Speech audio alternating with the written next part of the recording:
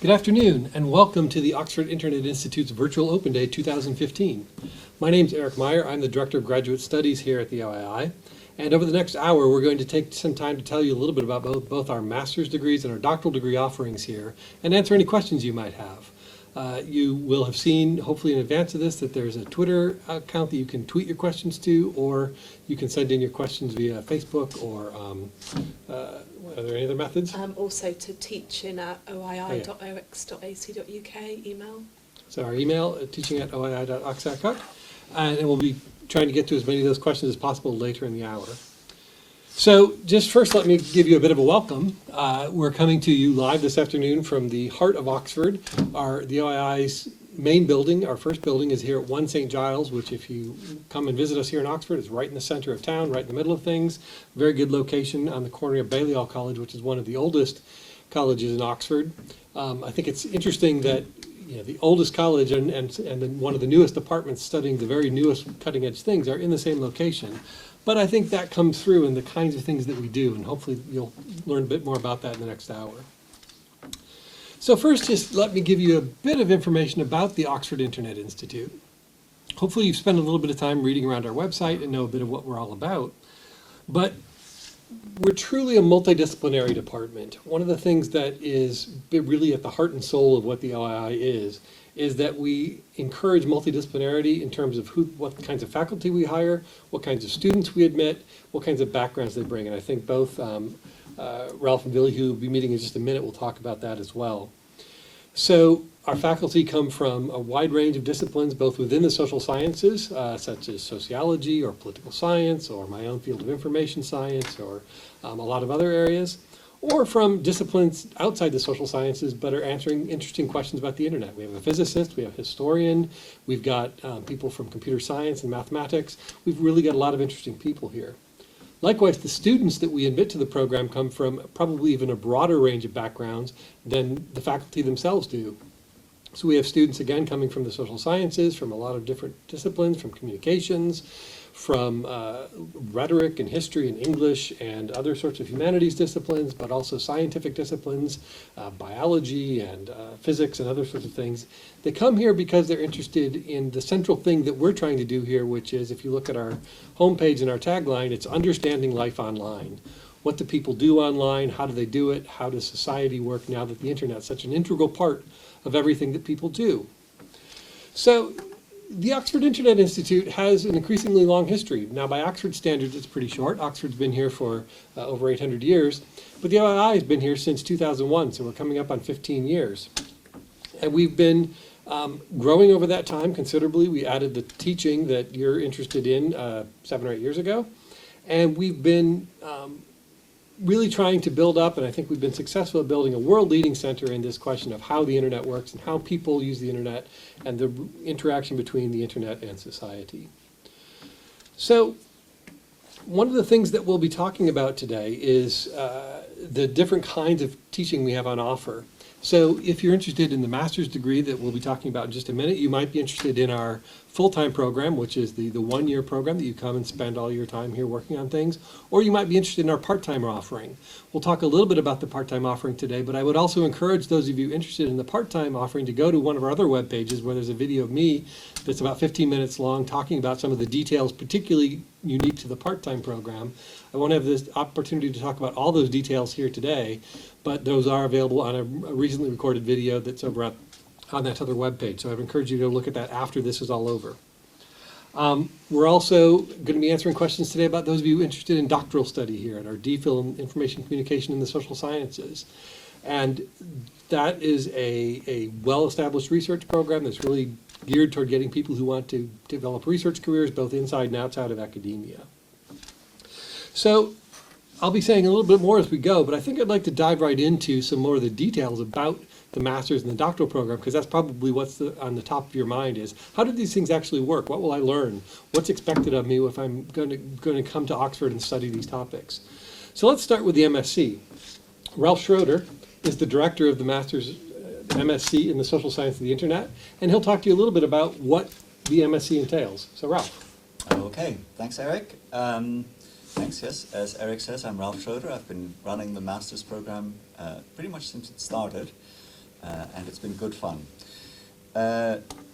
Just a couple of things that I want to highlight, maybe in a different way to what Eric said, but just to emphasize again. I mean, it's not just the faculty here that's very diverse, it's also the students.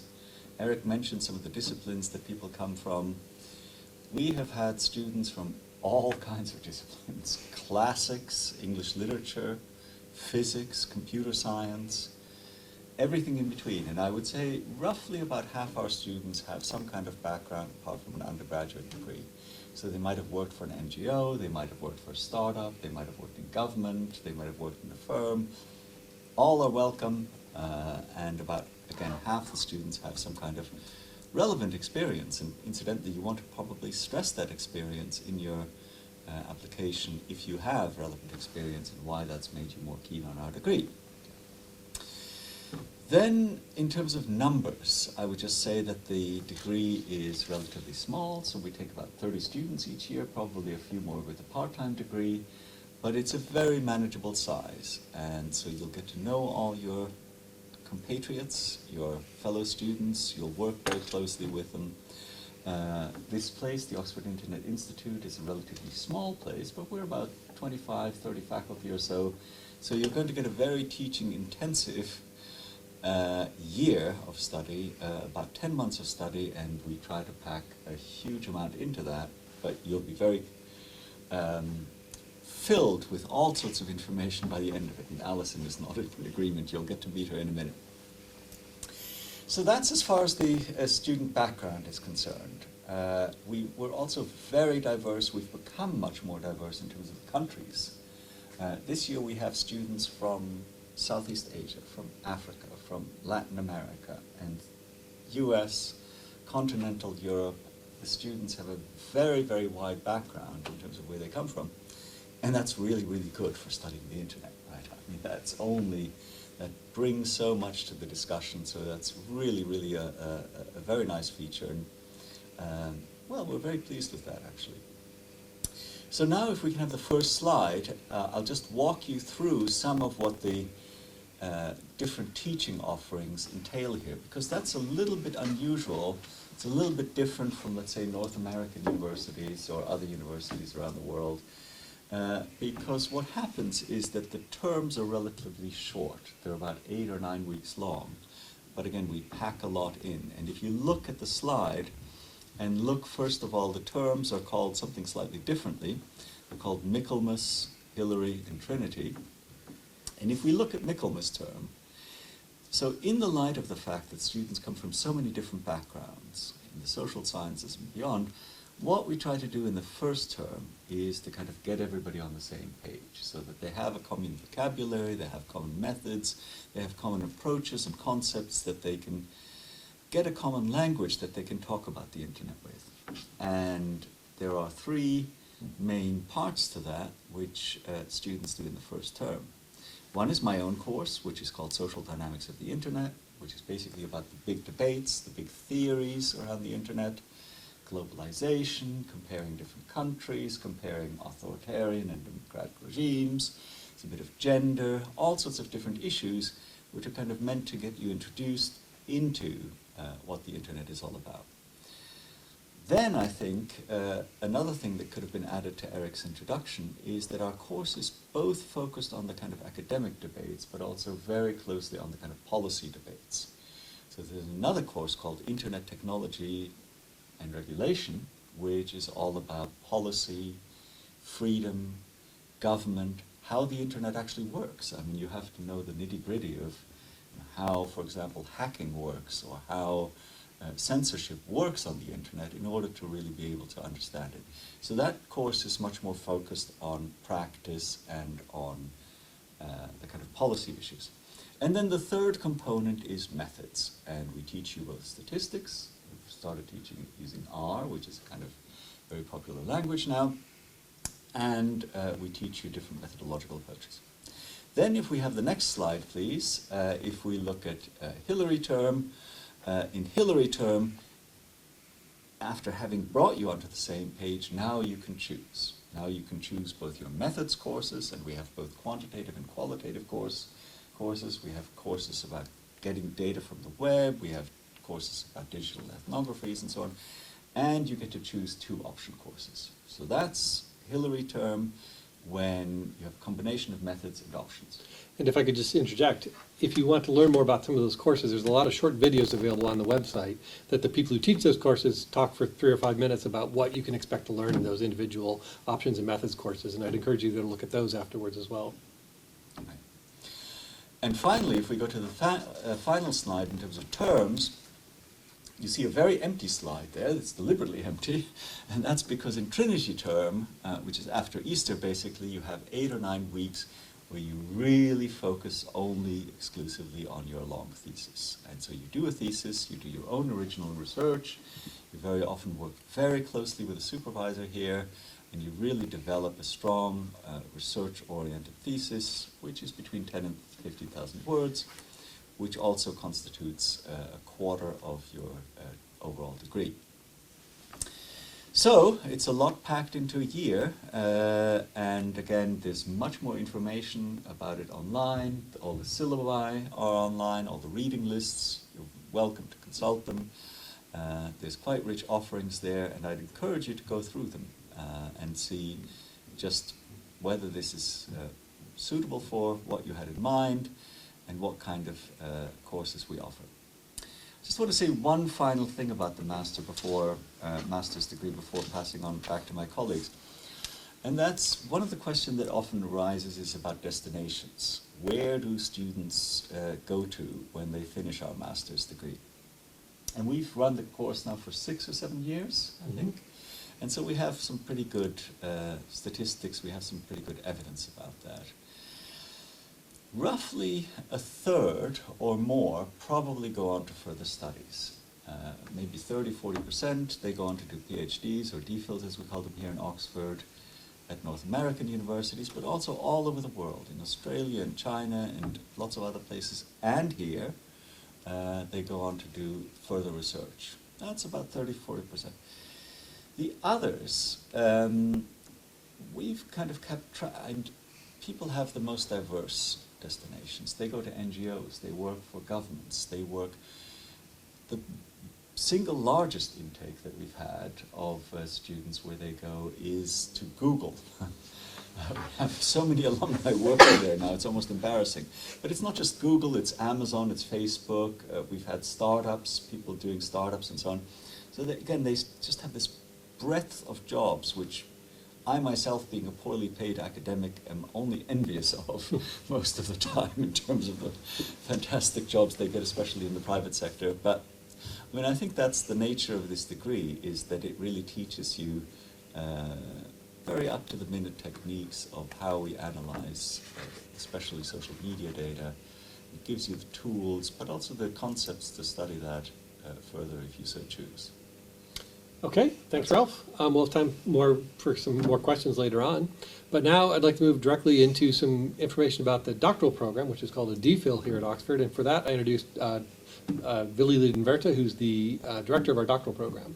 Thanks very much, Eric.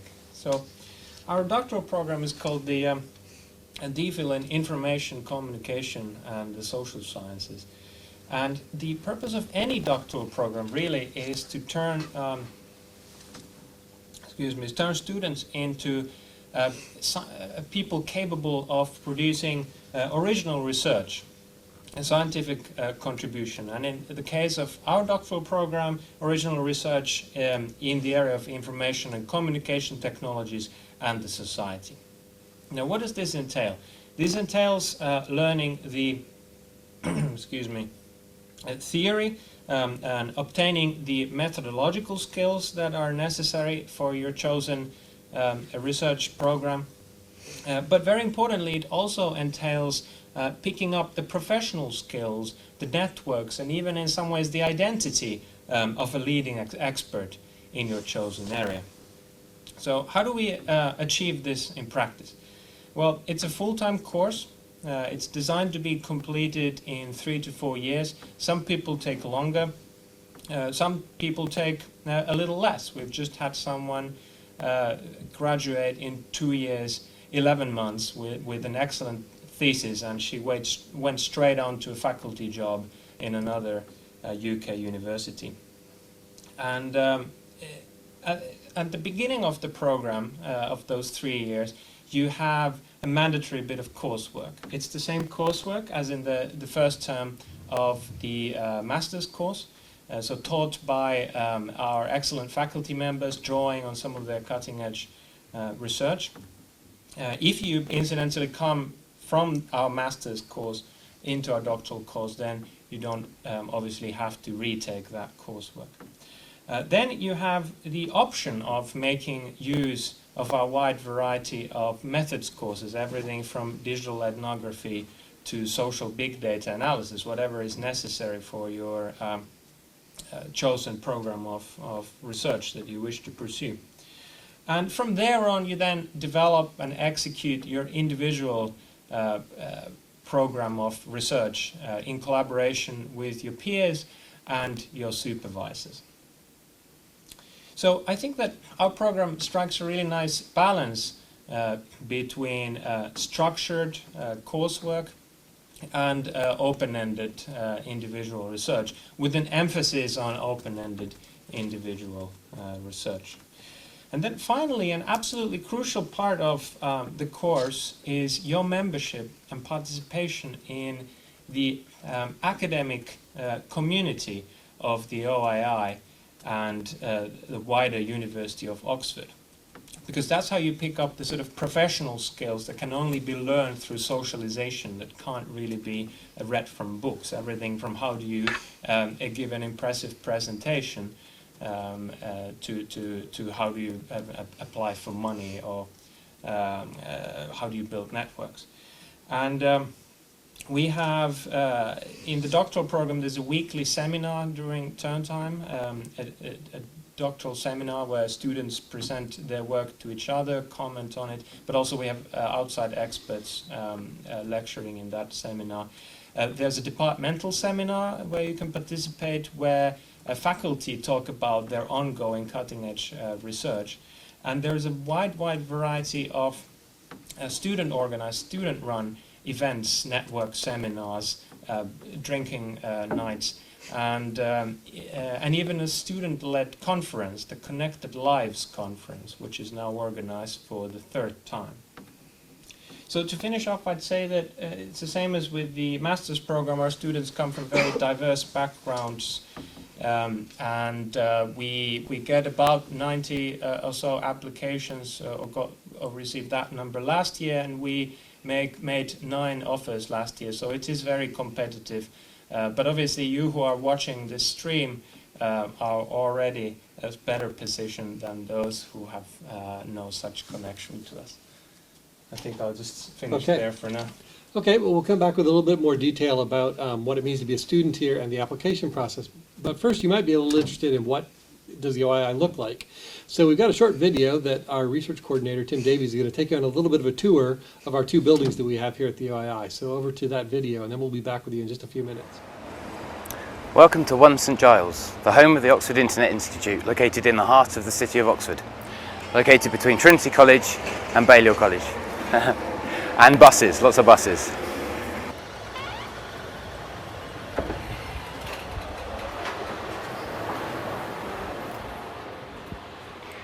And now we're inside, safe from all the buses and the traffic outside. This is Pauline and Julia on reception, and these would be the 2 main points of call to come to if you had any problems, if you needed a Wi-Fi code, or if you wanted to know about an event. We're now going to go through to the student room. Oh, we do actually have a real-life student in here. So this is where students come to work, to relax, but also just to socialise. This is the Oxford Internet Institute's library. These are all specialist books on the internet and its many different aspects of research. This is the OII seminar room. We can't unfortunately go in there because there's actual teaching going ahead right now. But this would be where a lot of the teaching is done and where all our public seminars and lectures are held. If you just wandered out there, you'd come to Balliol College, back to the quad, and in the summer it's lovely to go there to sit and have your lunch. So this is the IT office, the place to come if you have problems with any aspect of computing whilst you're a student at the OAI. Unfortunately, Adam's not here at the moment, but he would be sat there, and Arthur would be at a point of call sat there. This is Rebecca Enyon and Andy Shabilsky, two researchers at the OII. Aha! Here is Eric Mayer, Director of Graduate Studies at the Oxford Internet Institute. Hi.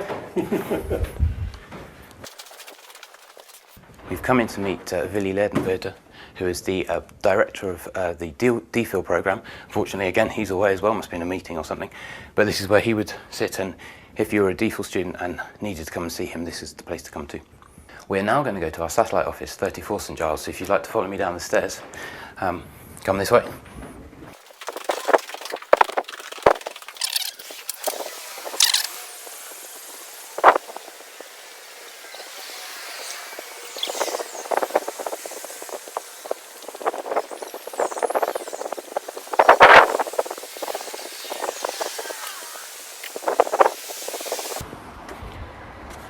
Okay, so we survived the busy St Giles crossing to come to our satellite office, 34 St Giles.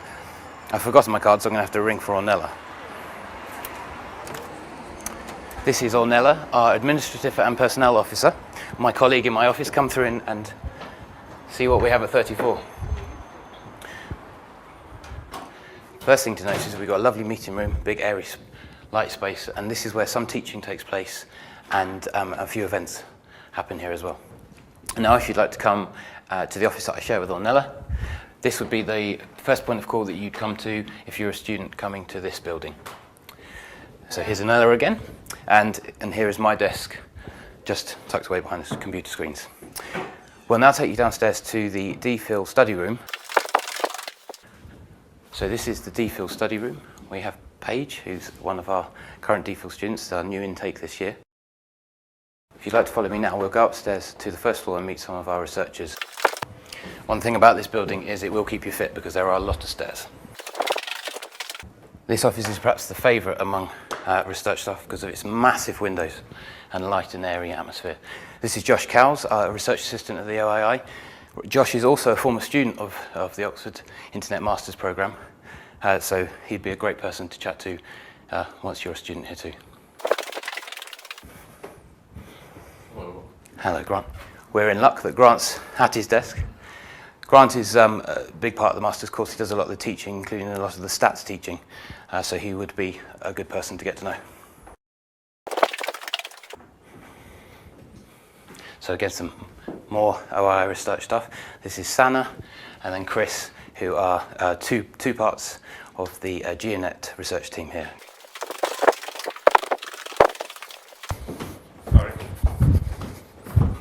Thank you very much for joining me on the tour. If you have any other questions about teaching matters at the OII, please email teaching@oii.ox.ac.uk.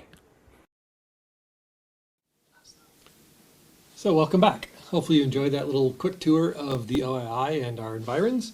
Hopefully you will get a chance to come here and see it for yourself. Oxford's a beautiful place and OII is in a beautiful location within it. So to speak about what it's like to be a student, we've asked one of our current students, our doctoral students, Allison Michigan, who also has the experience of having been a master's student here, to talk a little bit about what life is like as a student here at the OII and a little bit about what life is like in Oxford more generally. So Allison, over to you. Great. So I'm Allison. I was a master's student at the OII from 2013 to 2014, and then I took a little bit of time off to return to the U.S. where I'm from and work for Sesame Street, and then the call of Oxford was too strong, so a year later I decided to come back for my DPhil, which I just started.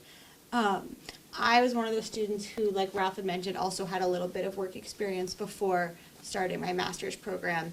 And the OII was a really transformative experience for me in terms of my academic and professional growth. And I think a large amount of that is due to the incredibly strong community of students, both in my department and in my college. Because at Oxford, every student is given a college, which is a source of social and pastoral and kind of logistical support outside of the department. They'll provide everything from meals to potentially accommodation to social events, and they're a really great way to cultivate a diverse group of friends in Oxford outside of people who share your immediate interests.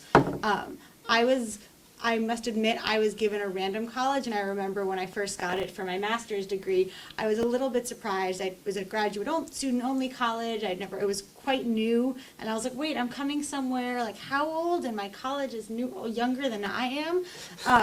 And it was this wonderful surprise experience, and I immediately felt incredibly welcomed into a group of people and a home, which coming 3,000 miles away, I think really helped ease that transition into a new community. And then when I was coming back to Oxford, I actually elected to return to that college because I was like, nothing is better. And I think that a lot of people on my course were very surprised that no matter what college they were in, they were able to find an incredible source of support. And I know that one of the reasons when I was looking into returning to when I was looking to return for doctoral studies, and I was comparing programs across the US and the UK, one of the strong sells for Oxford was the idea of a college community and was the idea of the OII's community. I felt that I would have a lot of support, a lot of community, and it would be less isolating than I think some other PhD programs might be, because when you're off on your own doing independent research, it's wonderful to know that there's an apartment with friends, with colleagues, with professors who are always there to be there for me, and it's also wonderful to know that there's someone in this college that's almost like a little home away from home that I can go for that support. Do you want to say just a little bit too about your own project? So what are you studying? Sure. So I'm very interested in how technology influences child development, and in particular, how can technology be used to empower young women as opposed to kind of, I know there are a lot of worries about what kids might see on the internet, and so I'm very interested in what predicts positive outcomes from technology use. For my master's research, I focused on the role of parents and in predicting outcomes from technology use, and what do parents need to do in order to help their children kind of be empowered with their technology use, drawing on a lot of my background from Sesame Street. And then for my DPhil research, I'm expanding that to look more at both what needs to happen in the home and what needs to happen at the policy level to support positive outcomes. And one of the things that I really like about studying at the OII is, even though my interests are are kind of drawn from child development and are drawn from psychology, I've always been very, very interested in technology. My undergraduate degree was in the social implications of technology. And it's really wonderful to be able to draw on the expertise and the methodological expertise of people across internet studies, because that, even though it's from a different discipline, I find every day forces me to ask my questions a little bit different and pushes me outside of my comfort zone, which actually I think helps me become a better researcher. And so drawing on that network of friends and course mates who do that, as well as professors, I think has helped me grow academically. And I love that I'm surrounded by people who we share this like kind of similar thing that we love nerding out about, but we also are different enough that we always continue to learn about from each other. Great. Thanks, Allison. We'll probably come back to you with some questions a bit later on. Allison's just one example of our great students, and we could easily fill this hour just with students talking about all of their great research projects. Both the doctoral and the master's students are doing fascinating things. Now, one of the questions on the top of your mind is, well, how do I actually go about getting a spot on this course? And so Laura Maynard, who's our graduate studies coordinator, will talk a little bit about the application process and what you have to do in order to get considered. Okay, well, I'm just going to briefly run through it. If you want to apply for both the DPhil and MSc, it's all done online, the application. Basically, the things you need to submit is a CV, transcripts, and 3 references. And you'll have to submit a piece of written work of 2,000 words. If you're applying for the MSc, you'll need to submit a 500-word personal statement. And for the DPhil, it's a 2,500 research proposal. And if English is not your first language, you will need to submit your test score. If you look on the main Oxford University website, it will tell you which English tests we'll accept. For full details of what you need to submit, actually the University of Oxford website is basically the place to go. In terms of deadlines, one's actually just passed. The next one is the 22nd of January, and then the final one is the 11th of March. If you're applying for the DPhil programme, actually there's only one deadline, so you haven't just missed it, and that is the 22nd of January. I think one thing to note is it's important to apply early. Don't wait to the day of the deadline to submit, especially, you know, there might be technical errors, or, you know, you need time for your references to submit before the deadline. If everything's not in by the deadline, it unfortunately won't get accepted. And, you know, if there is another deadline after the date, it might have to wait until then. I mean, basically, the applications are sent centrally to the university first, and we get them once they're complete. So if you've got any sort of issues with uploading documents to the online application, it's advisable that you contact the central graduate admissions team. Also, if you wanted to apply for scholarships, we advise you apply by the January deadline. Actually, you'll be considered automatically for a set of scholarships just by applying. Also on the University of Oxford website, there is a funding search tool. So you can also, you know, type in where you're from and so forth, and it will tell you what you're eligible for. So if there's scholarships that aren't on the application form that you need to apply for separately, it would tell you there. And yeah, I think basically the key is apply early, give yourself plenty of time to work on the application before the deadline. And if you've got any questions about the admissions process, feel free to email us at teaching@oii.ox.ac.uk. Great, thanks, Laura. And if I could just sort of reinforce one or two things. One of the things you might be worried about is, well, how do I get my letter writers to write their letters in time? If you go in and start your application, you can then request your letters before all the rest is done. So you don't have to wait until all of your parts are done before you request those letters, because those letters do have to be in by the deadline. Otherwise, we never even see your application. It gets held up in processing. So that's very important they're to take care sent of. automatically through the online system to the references, so you wouldn't have to email them individually or anything Right, like but, that. but there's a button in there to request exactly, yeah. that. Also, a lot of people ask the question about the personal statements and the research plans, whether the 500-word and 2,500-word limit is absolute. You know, if you go to 501, will we reject you? Well, no, we're not. We're not ridiculous about this, but do try and keep, you know, within a reasonable length of those limits. You know, plus or minus 5 or 10%. If you send in for the MSc an application that's 5,000 words long, we won't have the time to read all of that. Or likewise for the doctoral program, if you send in a 10,000-word proposal, that's really not what we're looking for. And we look at for the ability of you to communicate your ideas clearly and concisely. That's really an important skill. Now, before we go on further, maybe we could just have a little bit of a chat about the kinds of things we look for in these applications. So why don't we start with the master's degree? And Ralph, you look at a lot of these over the years, as have I. What are some of the things that you really look for when you're trying to pick out the applicants who we think are going to be a good fit for the OII?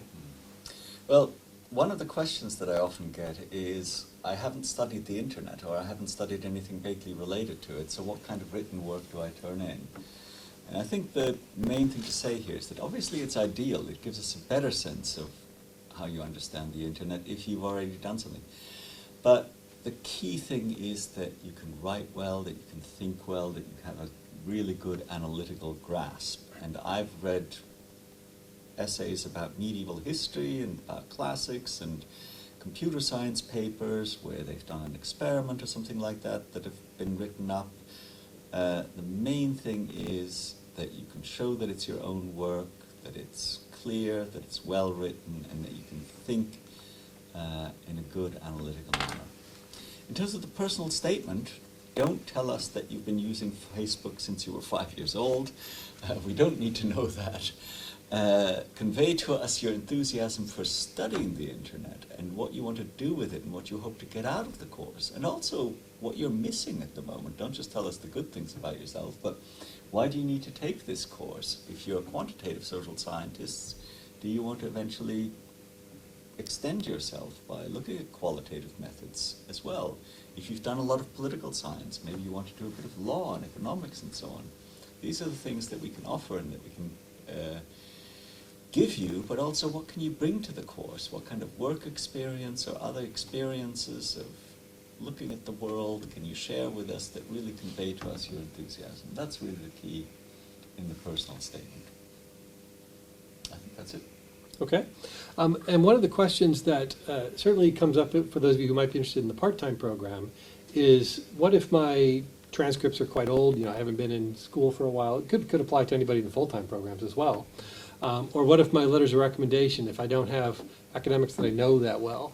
Well, we do encourage you to have someone who either knows the academic world or can particularly talk about your ability to write and think clearly. So if maybe you've been out of university for a number of years and you don't have a close connection with a professor, if you've got someone that you've worked with that maybe has a master's degree or a doctorate themselves that knows what goes into that kind of thing and can talk about your ability to perform at that level, that would be a good choice of someone as a recommender. Likewise, if it's been a while since you've been at university, you might need to leave a bit of extra time to get your transcripts sent to us because they're a bit older. And also, you might want to explain in your statements and your letters what you've been doing since then and what we should take into account in looking at the kinds of performance we can expect from you as a student. So that's something to keep in mind. Well, how about on the doctoral side? I mean, we look for many of the same things, but there's also some differences. Yeah, I think everything that you've said so far about the master's course also applies, though I would add to the sort of writing sample, I would add that if you're willing to invest the time and effort and you don't have anything that you think is relevant in your previous work to what you're proposing to do now, you can always write up an essay on the things that you've been reading in preparation for writing the application, for example, and that way demonstrate your ability. So it doesn't need to be a piece of formally examined coursework, for example, that you send to us. Now, in the doctoral course, in the admissions process, the research proposal that you send is a really important component of the proposal. So that's something I would encourage you to give a lot of attention to. And very briefly, some pointers that I can give about things that we'll look for there. One general thing is, don't try to cram in too many ideas in there. So you probably have a lot of wonderful ideas, and you may not be sure which one of those you'd like to pursue in your research. But the thing is that what we want to see in the proposal is that you're able to take an idea and think it through, which means think what kind of literature would inform study on this idea. What methods would I use to actually examine the question that this idea gives rise to, and what implications it has, and so on. And you can't really think through too many ideas in 2,500 words. So I really encourage you to focus there. And then maybe keep your other ideas in your back pocket and if you get to an interview, for example, and we say that, you seem great, but we're not sure about your research proposal, you can pull up your extra idea there and present it at that stage. And if and when you get admitted, you still have opportunity to hone your research proposal. It's not like we hold you up precisely into what you said in your initial proposal. So that I would encourage you to do. Read up. You can never read too little in preparation for writing your research proposal. What have scholars already said about this topic in one of the social sciences? And also methodology. Don't try to just impress us with some fine buzzwords about methodology, but explain to us in concrete terms, how do you propose to address these questions that you've identified? What are the concrete sources of data and methods of analysis that you would use, and where you perhaps still have gaps in your methodological skills, and how the courses that we offer would help you to address those? Okay, good. And Vili, one of the things you mentioned was the interview, and I know that students have questions about the interview more generally. So one of the things that I'd like to reiterate, this came up in a discussion I had with some students, is some people have heard about the sort of mystery of Oxford interviews, particularly at the undergraduate level, and they worry that we're going to put them in a room and ask them how many jelly beans fit in a Volkswagen or something like that. But that's not really what the interviews here are like. So maybe you could just briefly say what someone could expect at a DPhil interview, and then we'll also talk about the master's interview in a second. But what might they be expected to talk about? Well, one thing I would say about the interviews is that we do both in-person and remote interviews, and I want to assure you that whether you are interviewed in person, whether you can make it in person or appear by video, you're not disadvantaged by appearing by video. In fact, my job interview when coming into this institute was over Skype, and I got admitted, so it seems to work. Yes. So obviously the kinds of things that we look for in the interview are the same things that we look for in your proposal. So your ability to think through ideas and so on. But you can think of the interview also as an opportunity to maybe fill in gaps that you may have in your written material. So if you think that in your profile there's some gap there, then you can sort of prepare to answer questions about that in the interview. And in the interview we will ask you to give sort of a summary of your proposal and why you think you ought to be doing it here at the OII. And there it's worth really to focus on being coherent, concise, and not too wordy and too complicated. Remember that the people who are interviewing you, they are smart social scientists, but they're not necessarily experts on the particular topic that not all of them are experts on the particular topic that you're proposing. So it's important you're able to communicate your ideas in a clear and intelligible fashion. Okay. And if you've applied to the doctoral program, there's a winnowing process that we have a lot of applicants, and then some of those will be invited for an interview, and then offers will be made from that. Now, at the master's program, we get many more applicants. And do you want to talk a little bit about some people will be offered without an interview, and some people will be interviewed? Yeah, what do you look for? It's about a third that we admit without interview, where we don't have any questions really, and but for 2/3 or half, we interview you, and again, it's similar things to what Billy said. We want to explore with you the different kinds of skills you have, the things that you can bring to the degree, also a chance for you to ask us questions about what you might be missing, what you can expect, and so on. But in terms of trying to impress on us your enthusiasm for studying the internet, it's very much the kinds of things that Billy said. Be concise, have an idea. You don't necessarily have to have a very set idea what you want to do your thesis research about, for example, but you have to have some ideas or some possible topics that you might want to explore, and of course you're very welcome to change that once you come here. If I may add one thing, one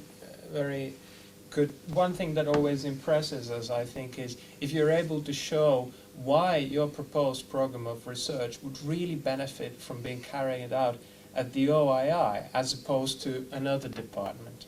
So that there's something about this department, one of the faculty members whose research is very pertinent to yours, or something like that, and not just this general, OII is such a distinguished place, I want to study there. But if you can show in some concrete way why this really must happen at the OII, that's always impressive. Very good point. Okay. Well, now I think we've got time for some questions, and we've had some coming in from various sources. So Yeah, we've had quite a few, so if we don't answer them here, we will try to get back to you after the live session. One of the questions is about the MSc. Do all MSc students take both qualitative and quantitative methods, or do we need to choose? You will certainly be exposed to both in the first term, and you will have to take statistics, but in the second term it's really very open. You can choose what you want to do, and it very much depends on what you want to focus your thesis on, what kind of skills you want to develop. So I think we expose you to both, and then you can choose for, I would say, about half the methods courses. You can choose what you really want to pursue.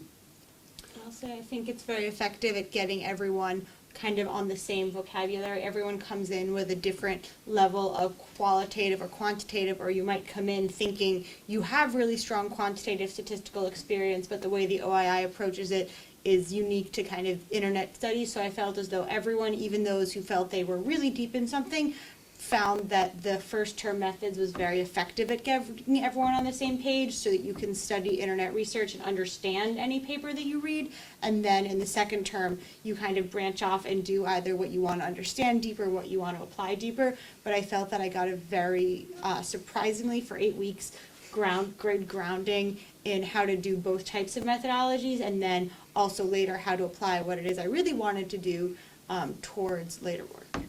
One of the things I often encourage students, because in that second term you can pick between 4 different methods modules, is often pick one of those 4 that really pushes you well outside your comfort zone. So if you're a more qualitative person, pick something that's more programming. If you're a very quantitative person, maybe take ethnography or interviewing, something that pushes you outside your normal comfort zone. I think that's a good way to get really embedded into the different possibilities open to you in research. I think in the end, and maybe Allison could agree with this or not, many of our students will use mixed methods in their final projects, both some quantitative data, some qualitative data, whatever just is necessary to answer those kinds of questions. Definitely. I think that most people did use mixed methods, and one of the other things that I think surprised a lot of people in my cohort was how applicable the methods courses were outside of the OII, even if you didn't want a research career. So I've spent a lot of time in the professional world, and even when I was working professionally, I had a little bit of a stint as a data science, and that was all methods, and I would get into like philosophical debates with my coworkers about like how should we be testing or measuring this. And I think that it's something that even in non-research field, people find themselves applying on a day-to-day in terms of how they approach the problems they're tasked with at work. So it's one of those things that you might think, well, why do I need to know how to do research if I don't want to be a professional researcher? But I think that learning how to ask very specific questions has helped me more in my non-research settings than in my research settings. Great. Question about DPhil now. Do all DPhil students get a full grant, i.e. tuition plus stipend every year? So the funding works a little bit differently here from, for example, from some American universities, where if you get an offer of a place, there's automatically funding attached to that offer. So the way it works here is, first you get an offer of a place, and there isn't any funding attached to that at that point, because then what happens is we actually submit your application to internal funding competitions here, and then Internal within the university, not internal within to the OII. university, yeah. And then at a later stage, then you'll get another message from us which says what kind of funding we're able to offer to you. Now, we're not able to offer funding to everybody from the internal university sources. So then people, for example, make use of national funding bodies that are available in different countries. And we also have some people who study without external funding, but then they take up research assistant positions within the faculty to fund their research. But the majority, the great majority of people in our doctoral course have full stipends or stipends that cover the tuition fees. And one of the things to keep in mind too, if you get some giant offer from some American university, is keep in mind how long that degree might take you compared to here. Here, 3 to 4 years is a realistic time that you'll actually finish. It's not going to take you 6, 7, 8, 10 years to finish the way you might at some American universities particularly. Sort of a general question, what are some exotic or interesting positions or professions taken up by graduates of the OII? Well, Exotic ones. That's Quite a few seem to go into journalism. It's quite interesting. I don't know how exotic that is, but, yeah. but I think it's something about the broadness of the course that prepares people well for Yeah. What have some of your cohort gone on to do? We had Sesame Street. Sesame Street, was that pretty exotic? That's cool. And we have some working in advertising, some working in consulting, some have gone and started their own companies, some work in technology. A lot of people do public policy for technology companies. I think some have gone on to work for governments, some have gone on to research positions or fellowships, one is writing a book, one is an artist now. I think that it's up to you. Nothing is, I would say, it's like you it is up to you to make your own path. You're going to graduate with a degree in the social science of the internet, and one of the really nice things about that is you can pretty easily spin that in this day and age towards whatever it is you want, and the OII looks wonderful and then gives you the skills to kind of spin that towards what you want your next step to be. I think it might also be worth looking at the alumni pages. I mean, that gives you a very good idea of the diversity. But it does tend to be all internet-related stream. I mean, that might seem like an obvious thing, but I mean, there's so many different careers that are internet-related. I mean, there's so many companies, both startups and very established companies, that in one way or another, where internet-related skills are relevant. So there's a very, very broad range. Yeah, I mean, I think one of the things that, the one thing about our students is they have a very easy time finding positions. They find jobs very quickly in terms of, often before they've even left, before their seats have grown cold. I think this is more of a DPhil question. Is it possible to know if a particular professor is available to supervise me? Yes, so in the DPhil course, as in the run-up to submitting your application, it's very much recommended that you contact via email potential supervisors within the faculty. So you can look at the faculty pages, look at people who have kinds of experience and research that's relevant to what you're studying, and then just contact them, send them a paragraph about what you want to do, ask them, are you available to supervise this topic if I get admitted. If you're not sure who to contact, you can email teaching@oi.ox.ac.uk and ask them to recommend, based on your research topic, a potential faculty member. One of the other things is many of our students will have two supervisors, actually, a main supervisor and then a secondary supervisor or co-supervisor. Sometimes that's here inside the OII. Sometimes they've got a secondary supervisor who's from another department at Oxford, because their interests, because we're so multidisciplinary, maybe their interests go over into sociology or education or economics or something like that.